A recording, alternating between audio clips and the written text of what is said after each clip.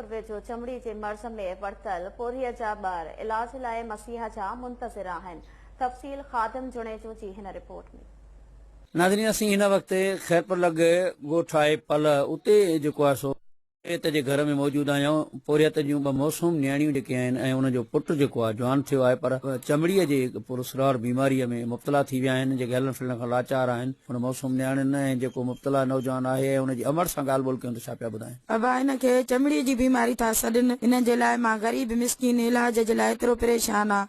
मुंहिंजो पुटड़ो जवान माज़ूर आहे, कमाइण जहिड़ो न आहे। अच्छा, मौज़ूर शामी थियो? माज़ूरी अजाए जम खां पैदाइशी बीमारी आहे। चमड़ी वारी? हा, नथी छॾे। हाणे मां परेशान थी आहियां, इलाज थिए का बस जेका पुॼे मदद कयो। कमाए नथो सघे, जेकर मुंहिंजो अर्ज़ु आहे गरीब जो त मुंहिंजे खे का फटे वाली नियाणियूं आहिनि ॿ मुंहिंजियूं।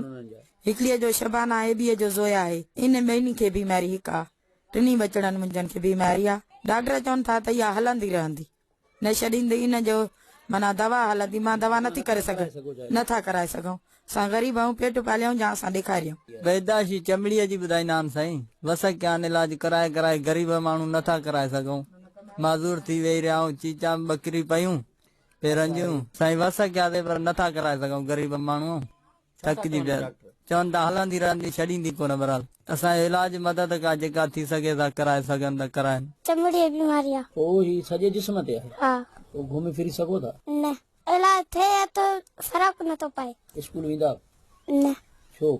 माण्हू चवनि था दफ़ा ईअं था, चमड़ी बीमारी था, न अचो सॼे जिस्म ते। घुमी फिरी नथा सघो छा? न जी, अमर वस कराइनि, इलाज कराईंदा, छुटी न थींदो। जेको पुॼी सघे असांजो इलाज थिए बस। उन्हनि अपील कई त हिन मौसूम जेके ॿारड़ियूं आहिनि या नौजवान पुट आहे, उनजो जेको आहे सो इलाज कराए वञी, उन्हनि जी का माली सहायता थिए त जीअं ही बि तकलीफ़ुनि वारी ज़िंदगीअ खां का बहितर ऐं ख़ुशियुनि वारी ज़िंदगी गुज़ारे सघनि। कैमरामैन आफ्ताब अलो सां गॾु ख़ादिम जुणिजो।